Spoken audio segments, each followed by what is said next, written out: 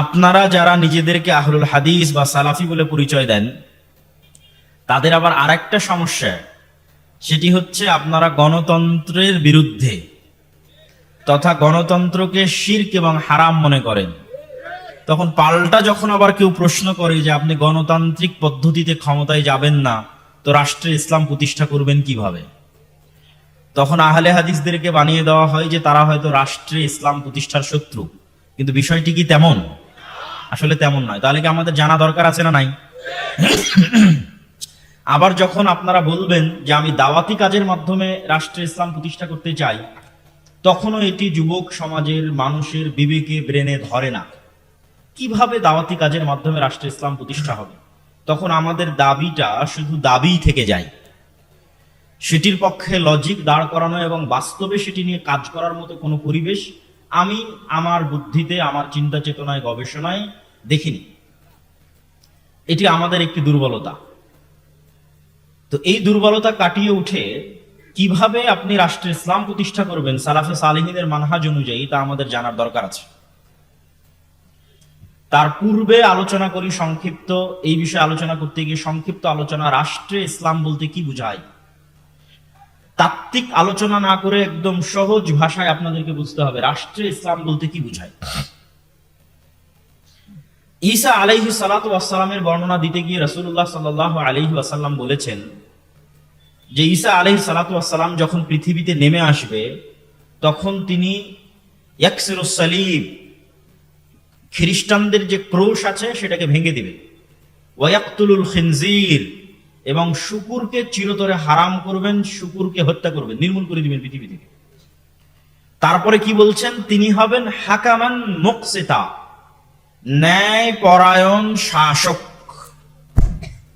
ঈসা আলাইহিস সালাতু ওয়াস সালামের ক্ষেত্রে আল্লাহর নবী বলছেন তিনি হবেন ন্যায় পরায়ণ শাসক, ন্যায় বিচারকারী শাসক। তাহলে ইসলামে শাসক বলতে আল্লাহর নবী বললেন না যে সালাত প্রতিষ্ঠাকারী শাসক, বাধ্যতামূলক মানুষকে পর্দা করাবেন এমন শাসক, বাধ্যতামূলক মানুষকে হজ করাবেন, ওমরা করাবেন এমন শাসক, বাধ্যতামূলক মানুষকে দাড়ি রাখাবেন এমন শাসক। এগুলো প্রত্যেকটাই ইসলামের বড় বড় বিধান। কিন্তু রাষ্ট্রে যখন ইসলামের কথা আসবে, তখন এক নম্বরে আসবে ন্যায়পরায়ণ, ন্যায় বিচার। রাষ্ট্রে ইসলাম বলতে গেলে এক নম্বরে ন্যায়পরায়ণ, ন্যায় বিচার। ন্যায়পরায়ণ, ন্যায় বিচার মানে ইহুদিও ন্যায় বিচার পাবে, হিন্দু ন্যায় বিচার পাবে, মুশরিকও ন্যায় বিচার পাবে, মুসলিমও ন্যায় বিচার পাবে, অমুসলিমও ন্যায় বিচার পাবে। ন্যায় প্রতিষ্ঠা করতে পারা ইসলামী রাষ্ট্রের মূল মানদণ্ড এবং ভিত্তি।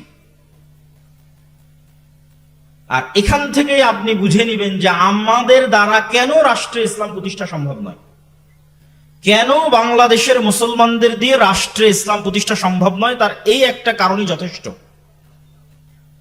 সেটি কি? যেহেতু রাষ্ট্রে ইসলাম প্রতিষ্ঠা মানে সর্বপ্রথম ন্যায়পরায়ণতা, ন্যায় বিচার, তো মুসলমানের মধ্যেই তো ন্যায়পরায়ণতা নাই, ন্যায় বিচার নাই, তো তাকে দিয়ে আল্লাহ কি রাষ্ট্রে ইসলাম প্রতিষ্ঠা করাবেন?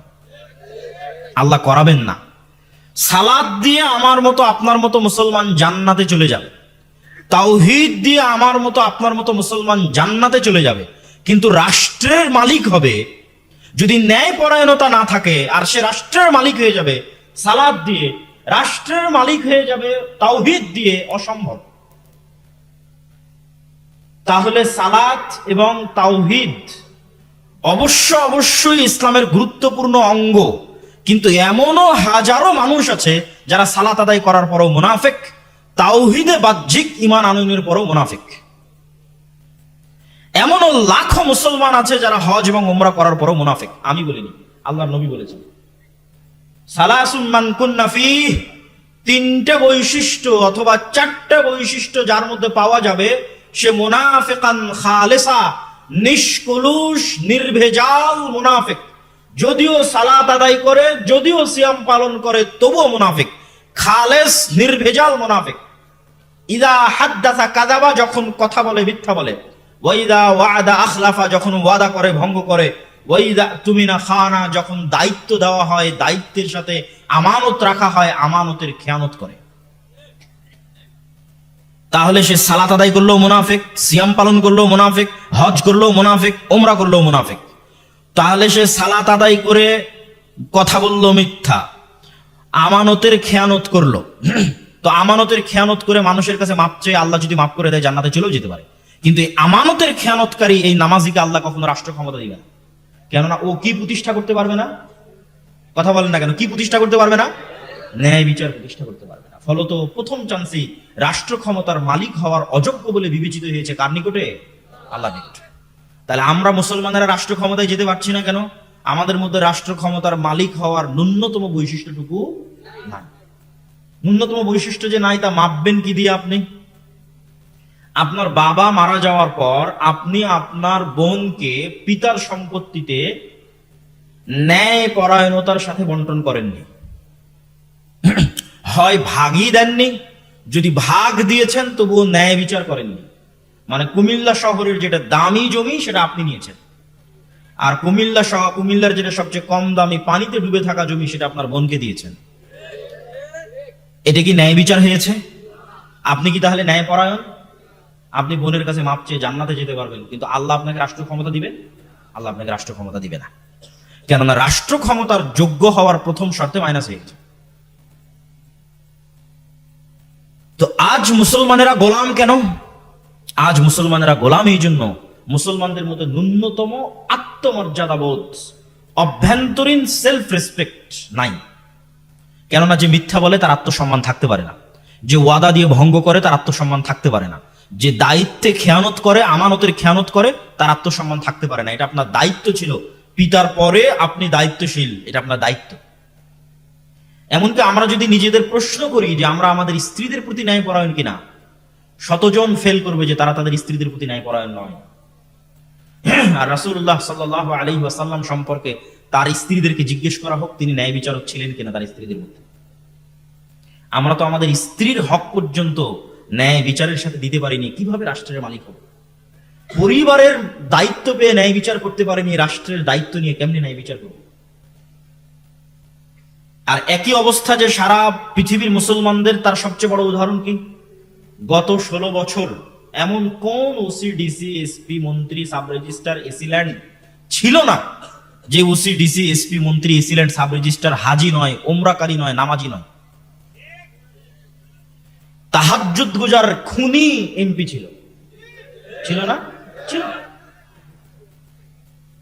তারপরে কি ছিল? প্রশ্ন ফাঁসের টাকা আল্লাহর রাস্তায় দান করেছে। এরকম দায়িত্বশীল ছিল না? ছিল না? ছিল। তাহলে আমরা আলেম ওলামা মানুষকে বুঝাতে পারিনি যে ইসলাম কি। সে মনে করেছে সে প্রশ্ন ফাঁসের টাকা আল্লাহর রাস্তায় দান করে দিবে, তার মাফ হয়ে যাবে। নাউজুবিল্লাহ মিন যালিক। অথচ সে ওই যে দায়িত্বে ছিল, ওই দায়িত্বের সাথে খেয়ানত করেছে। তার দায়িত্ব ছিল এটির আমানতকে রক্ষা করা, খেয়ানত করেছে। ওসিল্যান্ড, এসপি, এসি, মন্ত্রী সব নিজ নিজ দায়িত্বের সাথে খেয়ানত করতেছে, 24 ঘন্টা খেয়ানত করতেছে।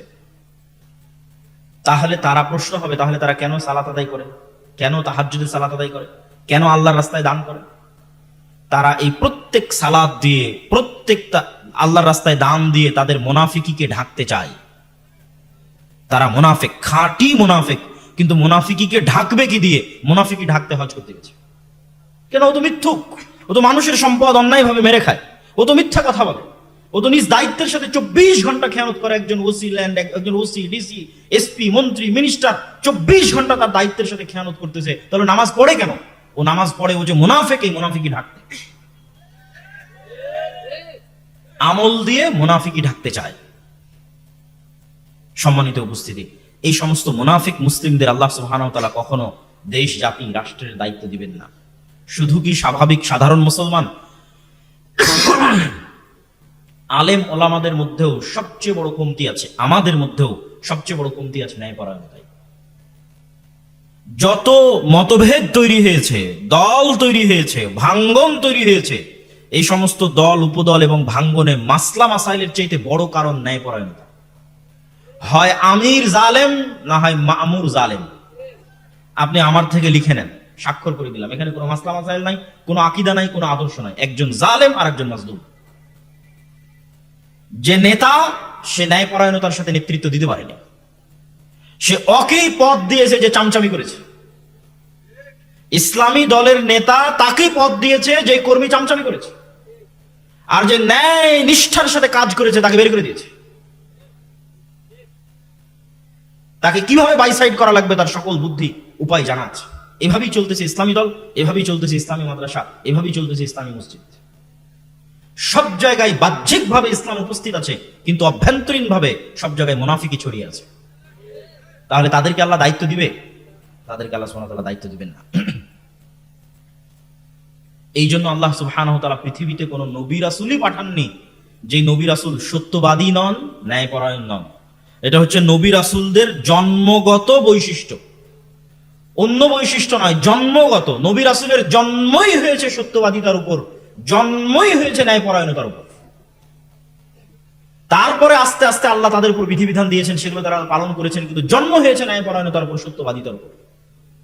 শুধু তৎকালীন বিশ্বের মুসলমানেরা নয়, সাহাবীরা নয়, মুশরিকদেরকেও যদি আপনি দেখেন তাহলে তাদের এথিক্যাল তথা অভ্যন্তরীণ আত্মমর্যাদা ছিল অনেক উপরে।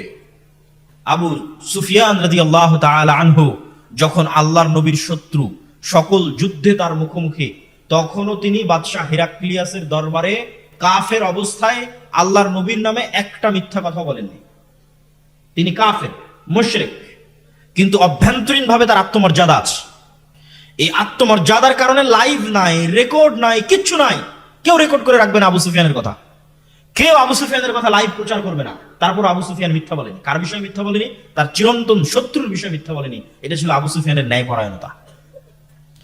এই জন্য তৎকালীন মক্কার মুশরিকরা যখন মুসলমান হয়ে গেছে, খালিদ বিন ওয়ালিদ যখন মুসলমান হয়ে গেছে, আমর ইবনুল আস যখন মুসলমান হয়ে গেছে, ওমর ইবনুল খাত্তাব যখন মুসলমান হয়ে গেছে, আবু সুফিয়ান যখন মুসলমান হয়ে গেছে, তো এরা তো এমনি বীর পুরুষ, এরা তো এমনি সত্যবাদী, ন্যায়পরায়ণ, তার উপরে আবার তাওহীদের বিশ্বাস, ইসলামের বিশ্বাস।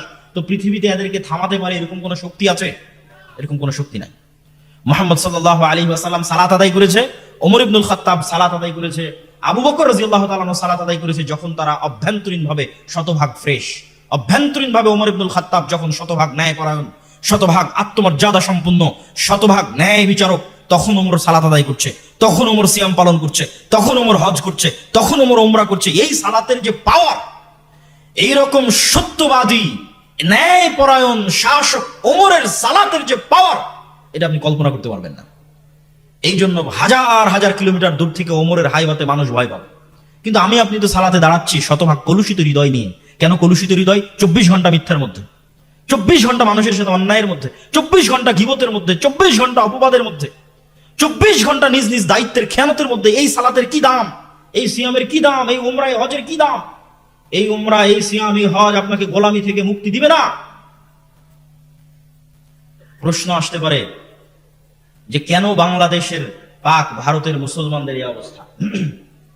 আমি আমার বক্তব্যে বলেছি যে 190 বছর ব্রিটিশদের অধীনে গোলামি থাকার কারণে, কলোনিয়াল যে সিস্টেম, ঔপনিবেশিক যে সিস্টেম, এই ঔপনিবেশিক সিস্টেমের গোলামির কারণে আমাদের রক্তের মধ্যে মিথ্যা ঢুকে গেছে।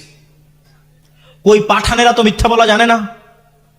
আফগানিস্তানের বর্তমান শাসক আল ইমারা আল ইসলামিয়া, তাদের আপনারা আকীদার ভুল ধরতে পারবেন, তাদের মাসলা মাসাইলের ভুল ধরতে পারবেন, কিন্তু ওরা ক্ষমতায় গেছে কি দিয়ে জানেন?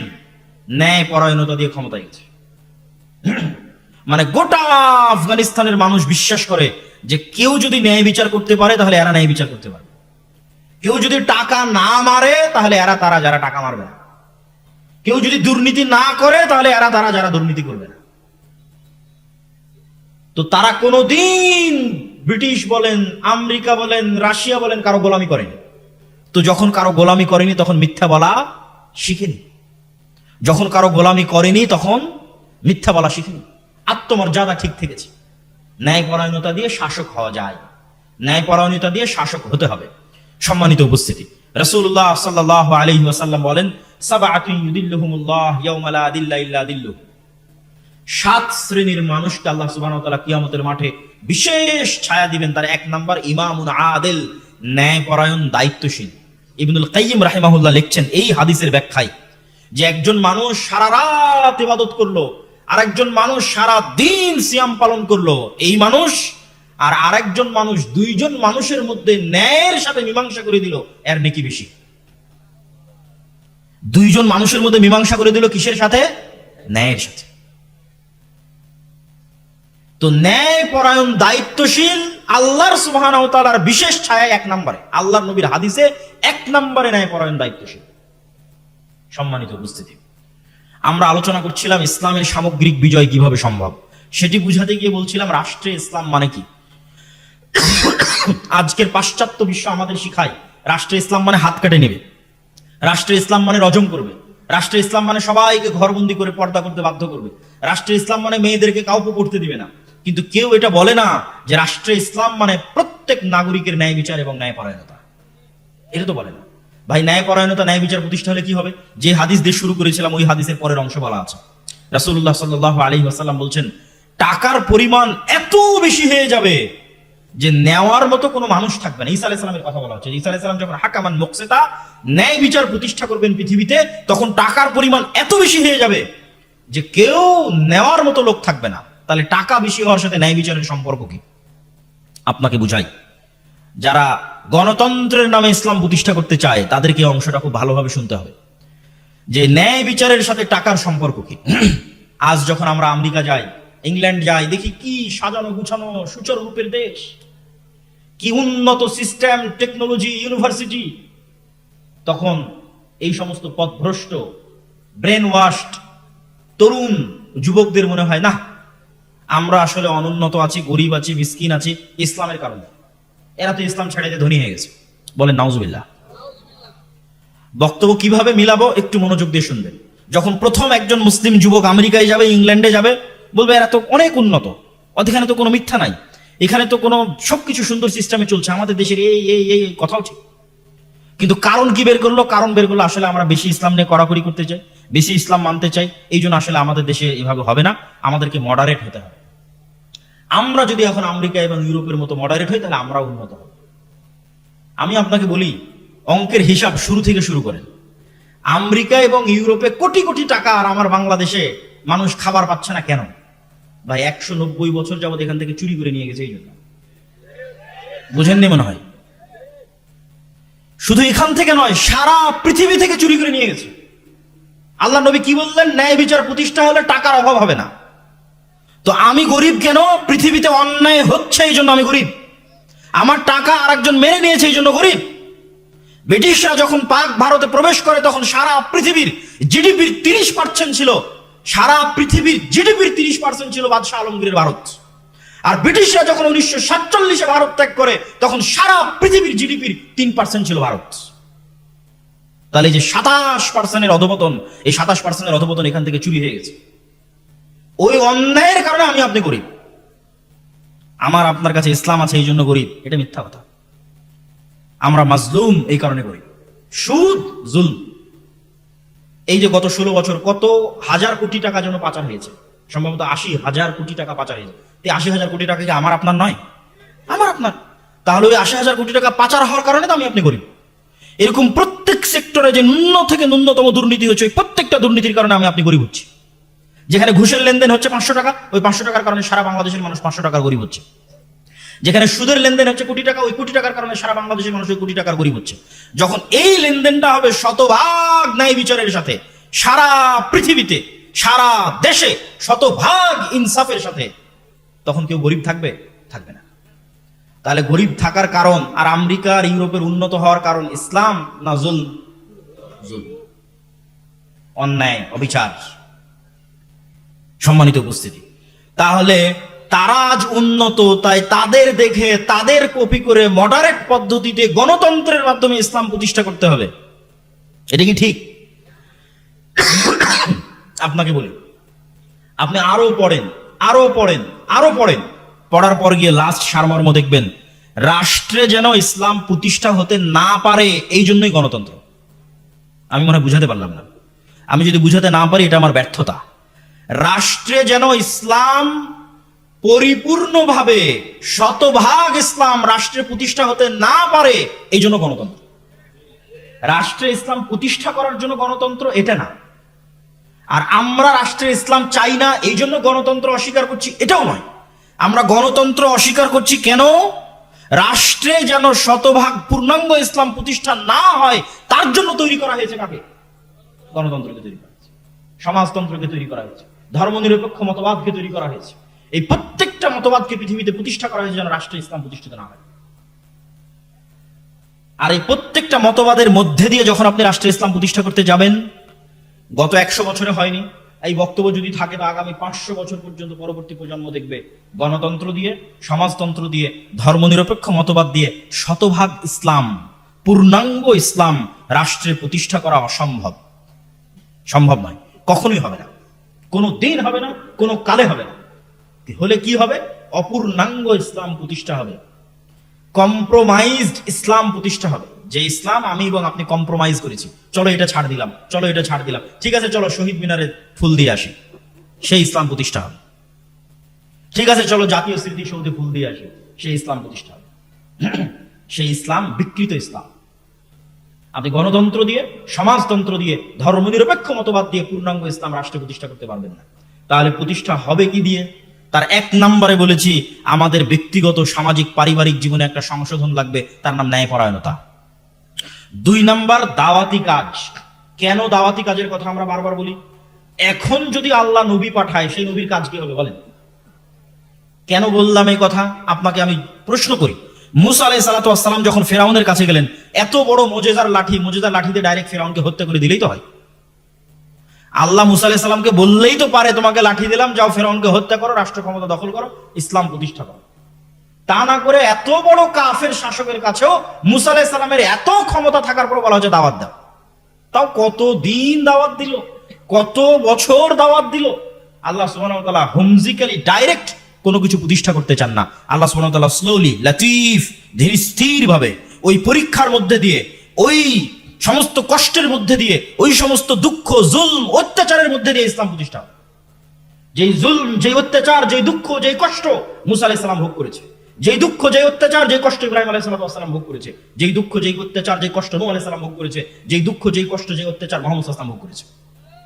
ইব্রাহিম আলাইহিস সালামকে দিয়ে পারলে, চাইলেই আল্লাহ সুবহানাহু ওয়া তাআলা যদি আগুনের মধ্যে থেকে ইব্রাহিমকে বাঁচাতে পারে যে আল্লাহ, তো সেই আগুনে আল্লাহ নমরুদকে পুড়িয়ে দিতে পারে না? দাওয়াত দেওয়ার কি দরকার? সম্মানিত উপস্থিতি, এখনো নবী প্রেরিত হলে দাওয়াত দেবে, কিন্তু নবীদের দাওয়াত আর আমাদের দাওয়াতের মধ্যে আসমান জমিন পার্থক্য। এই জায়গাগুলোতেই আমাদেরকে ভুল ত্রুটি খুঁজে বের করতে হবে। নবীদের দাওয়াত আর আমাদের দাওয়াতের মধ্যে কি কি পার্থক্য?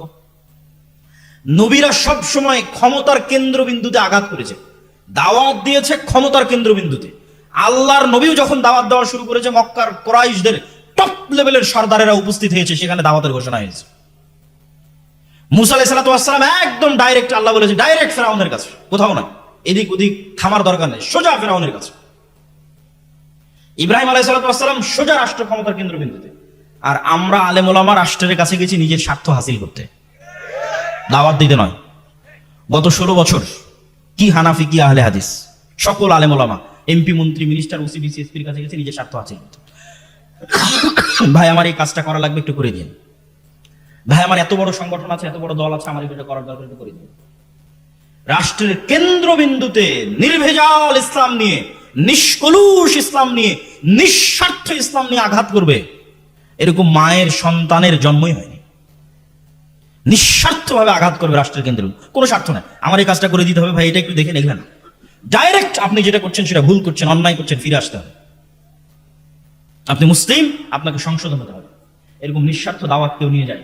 নবীরা নিঃস্বার্থ দাওয়াত নিয়ে যেতেন, রাষ্ট্রের কেন্দ্রবিন্দুতে নিয়ে যেতেন। এই জন্য নবীদের সাথে লড়াই শুরু হয়ে যেত, আমাদের সাথে লড়াই শুরু হয় না। এইরকম নবীদের দাওয়াতের সাথে আমাদের দাওয়াতের এরকম অসংখ্য পার্থক্য আছে, যেই পার্থক্যগুলোর কারণে আমরা সঠিকভাবে দাওয়াতি কাজ করতে পারছি না। 1 নাম্বার ন্যায়পরায়ণতা, 2 নাম্বার দাওয়াতি কাজ, 3 নাম্বার সোশ্যাল জাস্টিস। এটা আজকে নতুন তত্ত্ব যুক্ত করে দিলাম। এই বিষয়ে এর আগেও বক্তব্য দিয়েছি, কিন্তু এই পয়েন্টটা উল্লেখ করিনি। সামাজিক ন্যায় বিচার। সামাজিক ন্যায় বিচার আবার কি? আল আদাবুল মুফরাদ খুলে দেখেন। আল আদাবুল মুফরাদে ইমাম বুখারীর লেখা একটা বই, ধারাবাহিক উল্লেখ করতে থেকেছে সমাজে আপনি কেমনে চলবেন। তার প্রত্যেকটা এমন ছোট ছোট ছোট ছোট ছোট ছোট ছোট ছোট অধ্যায়। বাপ মায়ের সাথে ভালো ব্যবহার, পাড়া প্রতিবেশীর সাথে ভালো ব্যবহার, ইয়েতিমের হক, আত্মীয় স্বজনের হক, সন্তান সন্ততির হক, স্ত্রীর হক, এই রকম বলতে বলতে বলতে বলতে বিশাল বই। মানে সমাজের প্রত্যেকটা স্তরে কি হতে পারে, সমাজ মানে কি, কয়েকটা পরিবার মিলে একটা সমাজ, পাড়া প্রতিবেশী মিলে সমাজ, পাড়া প্রতিবেশীর সাথে কি হবে, আত্মীয়ের সাথে কি হবে, বাপ মায়ের সাথে কি হবে, ভাই বোনের সাথে কি হবে, প্রত্যেকটা বিস্তর তুলে ধরেছেন ইমাম বুখারী রাহিমাহুল্লাহ। আর আল্লাহ সুবহানাহু ওয়া তাআলা তুলে ধরেছে সূরা হুজরাতের মধ্যে, যে সমাজ কেমনে চলবে, গীবতের কথা তুলে ধরেছে, গোয়েন্দাগিরির কথা তুলে ধরেছে, ঠাট্টা মশকরা উপহাসের কথা তুলে ধরেছে।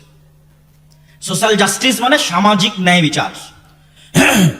ব্রিটিশরা যখন, এই তত্ত্বটা কেন দিচ্ছি এটা একটু বুঝতে হবে, ব্রিটিশরা যখন ক্ষমতা দখল করলো, মুসলমানেরা যখন দেখলো যে ক্ষমতায় আমরা তাদের সাথে পাচ্ছি না, তখন মুসলমানের একটা ছোট্ট বুদ্ধি অবলম্বন করলো, যে বুদ্ধি এখনো আপনারা অবলম্বন করতে পারবেন কিন্তু করেন না। তিতুমির এটাই করেছে, হাজী শরীয়তুল্লাহ এটাই করেছে, সৈয়দ আহমদ বেরলভী এটাই করেছে, শাহ ইসমাইল শহীদ এটাই করেছে। সেটা কি? ডিসেন্ট্রালাইজেশন, ক্ষমতার বিকেন্দ্রীকরণ। ঠিক আছে, তুমি দিল্লিতে বসে আছো, দিল্লিতে বসে থাকো, আমার ছোট নয় কি হচ্ছে, এটা কি আর দিল্লিতে বসে থেকে সবসময় ব্রিটিশ সরকারের দেখার ক্ষমতা আছে? আমার প্রশ্ন কি বুঝতে পারছেন? আমার দেবিদ্বার, বড়িচং, কোরপাই, ছোটনা এই অঞ্চলে কি হচ্ছে, ওই দিল্লিতে বসে থেকে ব্রিটিশের পুলিশের 24 ঘন্টা তদারকি করার ক্ষমতা নাই। তাহলে আমি অন্তত আমার সমাজে ইসলাম প্রতিষ্ঠা রাখবো। আমার কথা কি বুঝতে পারছেন আপনারা? যে আমি অন্তত আমার সমাজে কি প্রতিষ্ঠা রাখবো, একটু কথা বলেন, কি প্রতিষ্ঠা রাখবো? ইসলাম কিভাবে প্রতিষ্ঠা রাখবেন সেটাও বলে দিচ্ছি। সমাজে কিভাবে আপনি ইসলাম প্রতিষ্ঠা রাখবেন? আল আমরু বিল মারুফ ওয়ান নাহি আনিল মুনকার, সৎ কাজের আদেশ, অসৎ কাজে বাধা, প্রত্যেক নবীর বৈশিষ্ট্য, উম্মতে মুহাম্মাদির বৈশিষ্ট্য। তো আপনার গ্রামে একটা মেয়ের বিবাহ হচ্ছে ডিমান্ড, যৌতুকের সাথে, তো আপনি ইমাম সাহেব কোন লজ্জায় সেই যৌতুকের বিবাহ পড়াচ্ছেন, আমাকে উত্তর দেন। আপনারা মুসলমান নাম নিয়ে কোন লজ্জায় সেই যৌতুকের বিবাহে অংশগ্রহণ করছেন, উত্তর দেন। আপনি জেনে বুঝে, ইমাম সাহেব জেনে বুঝে, নামাজি মুসলমানেরা জেনে বুঝে, হাজি মুসলমানেরা জেনে বুঝে, ওমরাকারী মুসলমানেরা জেনে বুঝে, দানবীর মুসলমানেরা জেনে বুঝে, হুজুর আলেম মুসলমান জেনে বুঝে সমাজে অন্যায় করছে, তাহলে এই গোলাম থাকবে না, এই জাতি গোলাম থাকবে না, তো কে গোলাম থাকবে?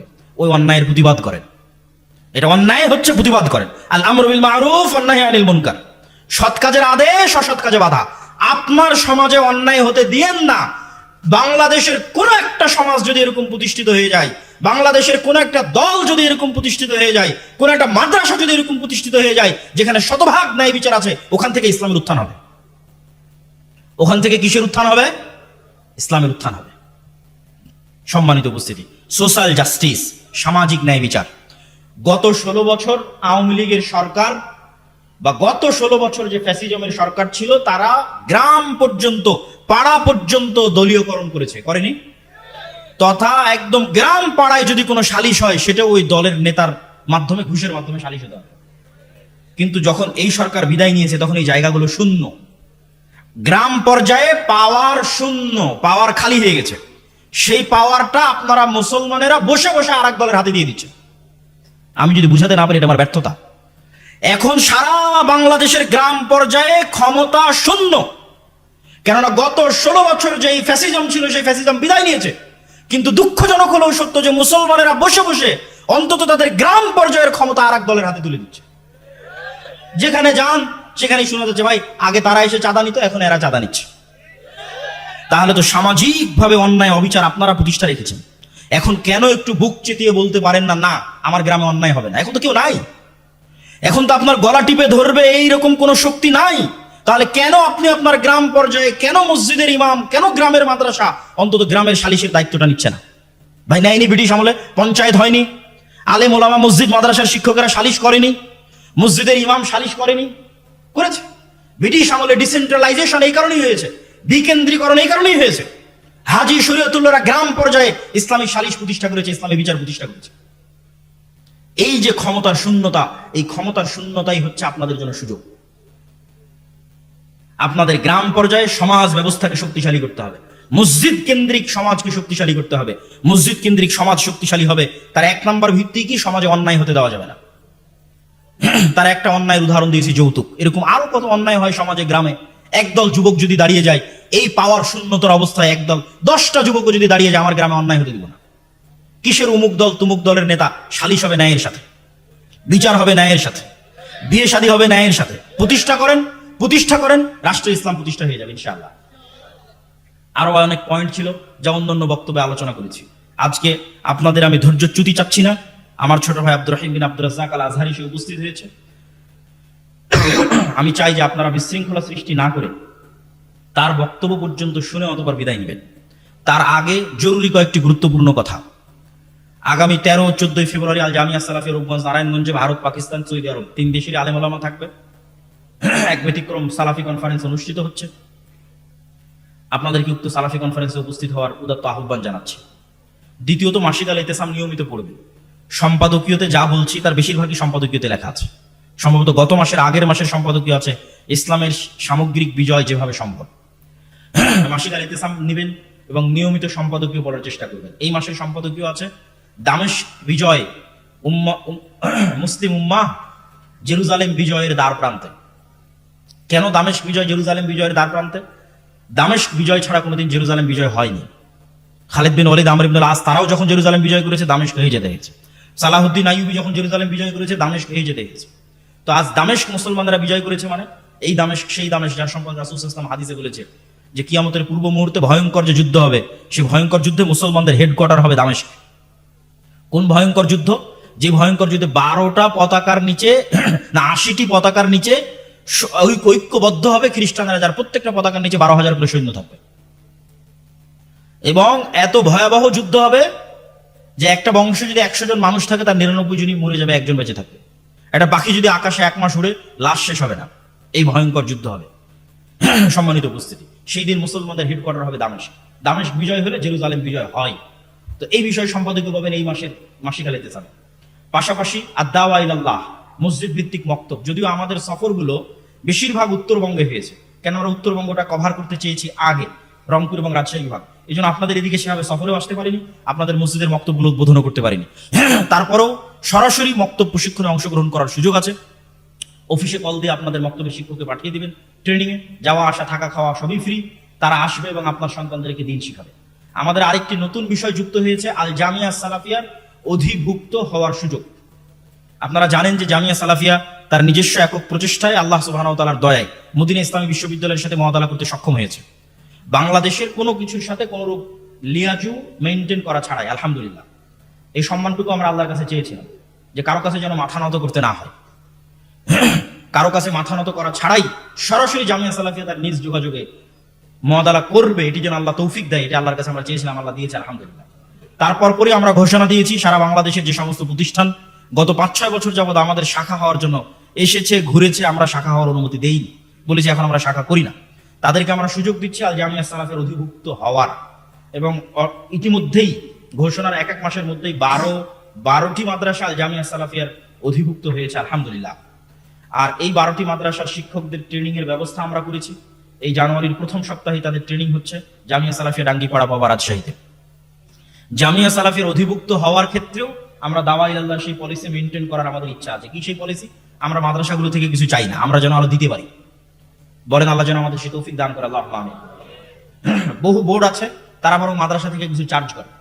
আমরা যেমন মক্তব এবং মক্তবের শিক্ষকদের থেকে কিছু নেই, আরো দিচ্ছি।